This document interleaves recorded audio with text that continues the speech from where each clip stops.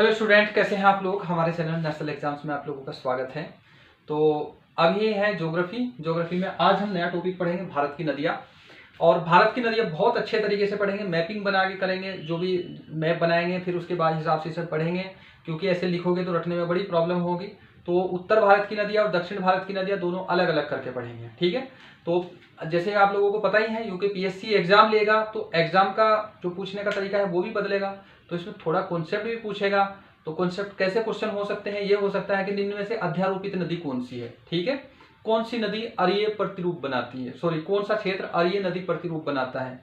तो इन सब की आपको डेफिनेशन पता होनी चाहिए। वो दो दो तीन तीन लाइन में मैं आप लोगों को पहले बता देता हूँ, उसके बाद हम आएंगे मेन नदी पे। आपको क्या करना है, वीडियो कंप्लीट देखनी शुरू से एंड तक। जो लोग नए हैं इसमें, उन्होंने पिछली वीडियो नहीं देखी, प्लेलिस्ट में जाए, ज्योग्राफी के नाम से प्लेलिस्ट है, वहां मिल जाएगी।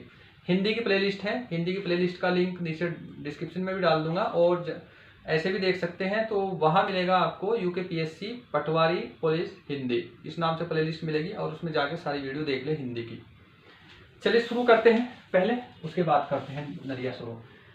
देखो, आप लोगों ने शब्द सुना होगा कि गंगा नदी का अपवाहित क्षेत्र इतना है, ब्रह्मपुत्र नदी का अपवाहित क्षेत्र इतना है। ये जो अपवाह होता है, ये होता क्या है, इस शब्द पे जाओ पहले।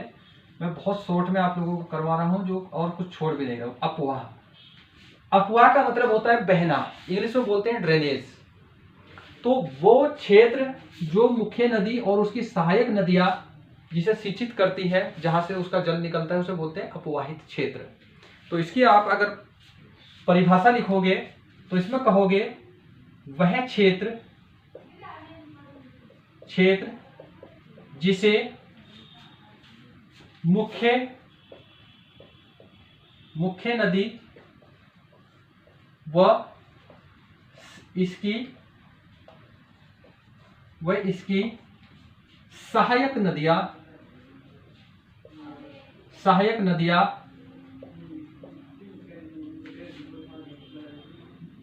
मुख्य नदी में इसकी सहायक नदियां सिंचित करती है। ऐसे ये लिख दो, सिंचित करती है या बहती है, यहां से करती है। तो ये एक परिभाषा है जो आप लोगों को लिखना है। देखो, मुख्य नदी क्या होती है, मान लो कि ये गंगा नदी है, यहाँ एक आई गंगा। अब इसकी सहायक नदी कौन सी होगी, इधर से आ गई यमुना मिल गई, और इधर से मिल गई, इधर से सोन मिल गई, और इधर से कोई और मिल गई। तो ये तो हो गई मुख्य नदी, इसके बारे में मैं समझाऊंगा आगे थोड़ा सा। और ये होती है सहायक नदी। तो यानी कि इनका अपवाहित क्षेत्र भी मुख्य नदी का ही माना जाएगा, यानी कि इसका नदी का कहोगे तुम, इसका अपवाह क्षेत्र, ठीक है। अपवाह समझ गए होंगे आप। अब अपवाह को इंग्लिश में ड्रेनेज बोलेंगे। अभी मैं इसे हटा रहा हूं, थोड़े से और कॉन्सेप्ट आप लोगों को मैं बताता हूं अभी, ठीक है। देखो, अपवाह पर जो प्रणाली होती है वो दो प्रकार की होती है। जो ड्रेनेज सिस्टम होता है, सॉरी अपवाह इधर निकालो, वो दो प्रकार का होता है, ठीक है। दो प्रकार का, एक तो इधर आएगा, एक इधर आएगा। एक का नाम होगा अनुवर्ती।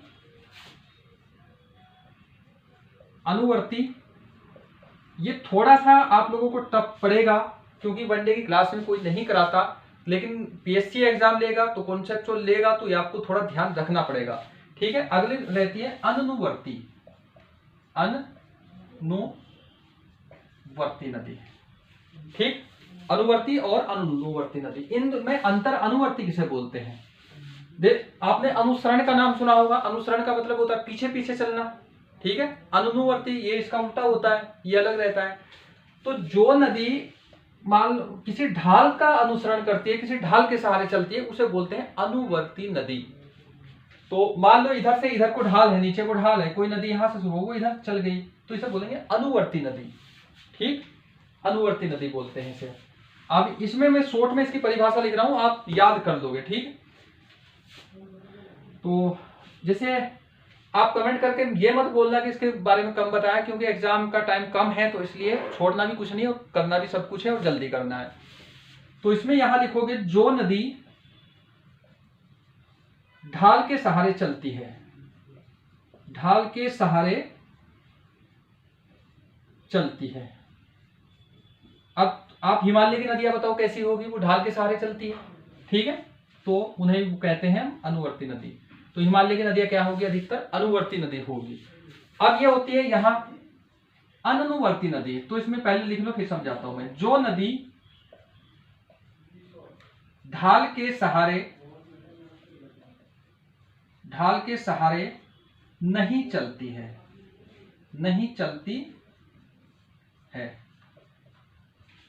ठीक है। मान लो कि यहां तो ढाल तो है ऐसे ऐसे नीचे की ओर जा रहा, और एक नदी निकल के यहां से ऐसे की ओर जा रही। इसकी कुछ कंडीशन होती है, ऐसा नहीं कि नदी अपनी मर्जी से ऐसे काट के चले जाएगी। कुछ कंडीशन होती है कि अधिकतर जो एवरेज ढाल है वो नीचे है, लेकिन नदी के लिए जो खाई है वो इधर को बनी हुई है, तो वो ढाल का अनुसरण नहीं कर रही है। तो याद रखोगे, अनुवर्ती नदी वो है जो ढाल के सहारे चलती है, अनुवर्ती नदी वो है जो ढाल के सहारे नहीं चलती है। अब थोड़ा सा इनके बारे में आगे देखते हैं। अब ये जो अनुवर्ती है इसके बारे में थोड़ा सा देखते हैं क्या क्या होता है। बस आपको थोड़ा थोड़ा ये याद रखना है। अभी जैसे ही अपवाह प्रणाली पूरी समझ जाओगे तुम, और उसके बाद फिर आ जाएंगे भारत की मेन नदियां, और फिर वहां से तुम आंसर दोगे कौन सी अनुवर्ती है कौन सी अनुवर्ती है, ये बताओगे सब। अब जो अनुवर्ती नदी है उसमें देख लो थोड़ी क्या होती है। अगली हेडिंग डाल लो, अनुवर्ती नदी प्रणाली। डायग्राम से ही याद रखना है आपको, ज्यादा कुछ नहीं रखना। अब देखो ये तो हो गई, मान लो ढाल के सहारे ये चली है, इधर को एक नदी ये जा रही है नीचे यहाँ, ठीक। इसका नाम है प्रधान अनुवर्ती नदी। प्रधान अनुवर्ती नदी, प्रधान अनुवर्ती नदी, ठीक है। इसे जो बिल्कुल मेन ढाल के सहारे नीचे जा रही उसे बोलते हैं प्रधान अनुवर्ती नदी। अब मान लो कि ये तो ढाल यहां से इधर है, कुछ ढाल यहां से इधर भी आया, एक नदी यहां से आके इससे ऐसे मिल गई, यहां ये इसकी सहायक नदी बन गई, तो इसका नाम होगा प्रवर्ती नदी।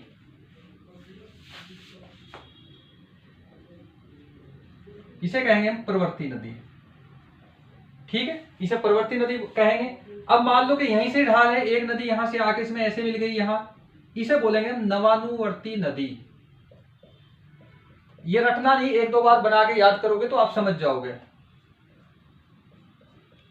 नवानुवर्ती नदी, देखो अगर यूकेएसएससी एग्जाम लेता तो फिर मैं ये ना पढ़ाता, या आप लोगों को बताता भी ना ये, क्योंकि यहां से चांसेस पूरे हैं, तो इसलिए ये थोड़ा सा करना पड़ा। अब यहां से ये देख लो तुम कि मान लो कि ये नदी है यहां ऐसे जा रही है, ये नदी यहां से मिलकर ऐसे मिल गई यहां, ये नदी एक इसके सहारे आ गई नवानुवर्ती। मान लो ढाल की कंडीशन यहां से इधर को बन गई, तो तब कैसे बोलोगे इसे। मान लो एक नदी यहां से जाके इसमें मिल गई, इसकी सहायक बन गई, तो इस नदी का नाम होगा प्रत्यानुवर्ती नदी। इसे बोलेंगे हम प्रत्यानुवर्ती नदी। समझ गए। ये अनुवर्ती के इतने भाग हैं, इसमें अलग अलग लिखने की जरूरत है नहीं। अगर आपसे कोई पूछ ले कि ये प्रधान है, इसकी प्रवर्ती नदी कौन है, प्रवर्ती का मतलब जो सीधी समकोण पे मिल रही है, और नवानुवर्ती कौन सी होगी, जो सहायक नदी पे इसी के समानांतर जो आके मिलेगी यहां मिलेगी, और प्रति का मतलब उल्टा ही होता है, जो इधर से जाके उल्टी साइड में से यहां मिलेगी, उसे बोलते हैं प्रत्यानुवर्ती नदी, ठीक है। इसे ध्यान रखना है आप लोगों को। तो ये डायग्राम याद रखोगे, एक दो बार बनाओगे याद हो जाएगा, ठीक। अब आगे चलते हैं। अब दूसरा जो हमने पढ़ा था अनुवर्ती नदी प्रणाली, इसमें थोड़ा सा लिखना पड़ेगा, ऐसे ही समझ में नहीं आएगा। अनुवर्ती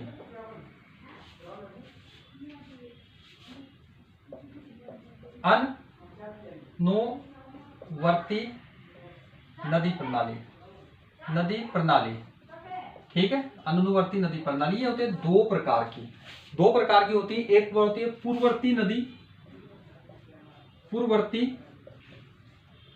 नदी, और दूसरी जो होती है वो उसे बोलते हैं अध्यारोपित नदी। अध्यारोपित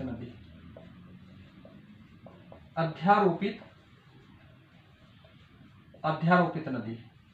अब इनका अंतर क्या होता है ये समझ लो, ठीक है। थोड़ा सा आप, क्योंकि मैं यहां ज्यादा नहीं लिख पाऊंगा, आप लोगों को इसमें तो अपनी साइड से थोड़ा सा लिखना पड़ेगा।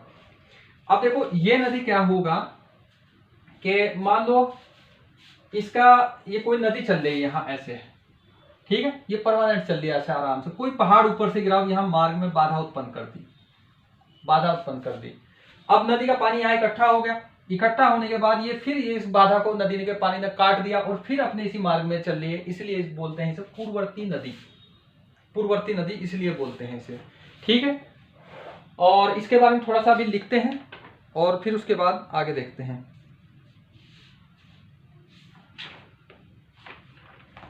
तो ये है पूर्ववर्ती नदी। इसमें यहाँ तुम लिखोगे, बहुत शॉर्ट में लिखना पड़ेगा, वहां तक लिखता हूँ फिर डिलीट कर दूंगा। तो इसे यहां तक करना है आपको। नदी ने अपने मार्ग में आई बाधा को हटाया, फिर उसी मार्ग पर चलने लगे।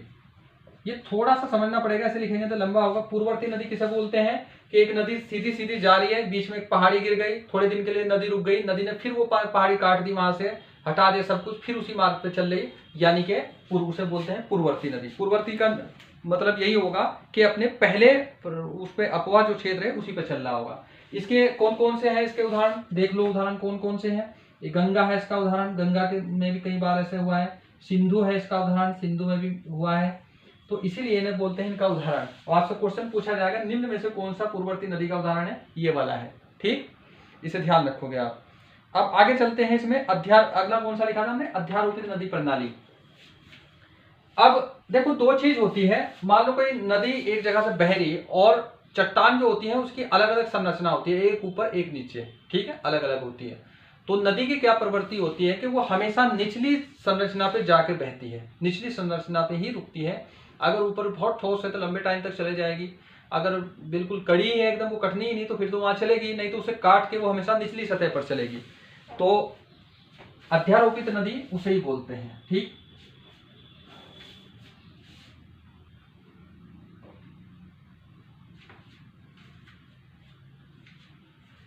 तो इसे तो तुम एक लाइन में यही लिखोगे, नदी का निचली संरचना पर चलना। ठीक है, निचली संरचना पर चलना। इसके बारे में जो कुछ नोट्स हैं एक थोड़े से मैं फेसबुक पेज पे डाल दूंगा। ये जितना हमने सब कुछ लिखा है, जो डिटेल्स आप थोड़ा सा पढ़ लोगे, ये केवल आप लोगों को समझाने के लिए है, क्योंकि यहाँ से क्वेश्चन रहेगा, केवल एक चीज रहेगा, निम्न में से कौन सा अध्यारोपित का उदाहरण है, कौन सा पूर्ववर्ती का उदाहरण है, कौन सा नवानुवर्ती का उदाहरण है। तो वो सारी चीज आप ध्यान रखोगे आगे जब पढ़ते जाएंगे हम यहाँ।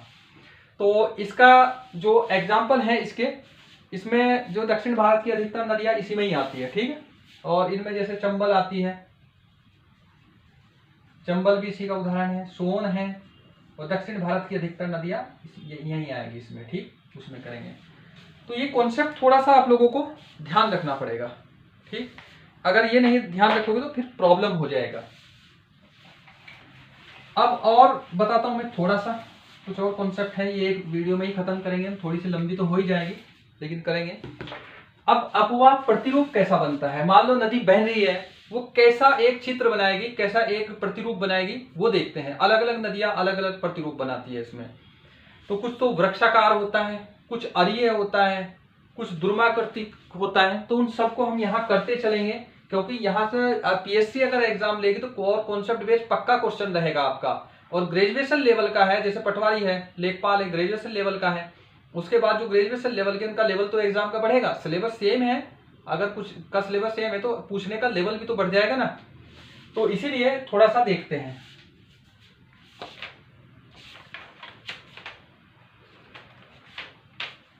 तो ये इतना है, मुझे लग रहा है वीडियो लंबी हो जाएगी। तो नेक्स्ट वीडियो में जो भी बनाएंगे हम अपवाह प्रतिरूप क्लियर बता देंगे, क्योंकि इसमें वीडियो बहुत लंबी हो जाएगी, फिर आप तो बोर हो जाओगे पढ़ते पढ़ते। चलिए मिलते हैं नेक्स्ट वीडियो में। आप कंटिन्यू लगे रहें, डेली आपको सारा जो वीडियोस है वो मिलती रहेगी। और जल्दी ही आपका टेस्ट सीरीज का इंतजाम कराते हैं। कोई अगर टॉपिक्स मिलता है तो जल्दी आपको पीडीएफ भी मिल जाएगी, और उसके बाद ऑनलाइन लगाना चाहेंगे ये भी लगा लेंगे। ठीक है, और सब कुछ फ्री रहेगा, कोई पैसा नहीं है आप लोगों का, कुछ नहीं दे रहे। काफ़ी बच्चे डरे हुए हैं। एक बच्चे का कमेंट आया था कि पहले तो एक टीचर हैं, कोई मैं नाम नहीं लूंगा उनका यहाँ, पहले तो फ्री पढ़ाया, फिर उन्होंने टेस्ट सीरीज बेचना शुरू कर दिया।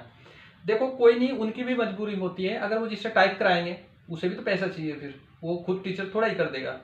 तो इसलिए, या फिर उनका प्लान हो आगे कहीं पेड कोर्स करने का, वो उनका अपने सिरदर्दी, हम वो चीज़ नहीं यहाँ लेते। लेकिन हम अपना बता रहे हैं, अभी तक कोर्स फ्री है हमारा। और इसके बाद हमारी जो टेस्ट सीरीज है वो भी फ्री देंगे। और कुछ टेस्ट के जो हमारे चैनल पर हैं 100 नंबर 100 क्वेश्चन के हैं, और सेक्शनल टेस्ट भी हैं, पॉलिटी के हैं, ज्योग्राफी के मिलेंगे, हिंदी के टेस्ट मिलेंगे। आपका जो टॉपिक है तैयार करो और वही टॉपिक लगा लो। जैसे आपको वर्णमाला तैयार है तो आप वर्णमाला का टेस्ट लगा के देख लो वहाँ से कि आपका कि वो सॉरी कितना कोर्स आपका बनना है कितना नहीं, वो सॉरी ये आ रहा स्कोर, तो वो देख लो। चलिए मिलते हैं नेक्स्ट वीडियो में।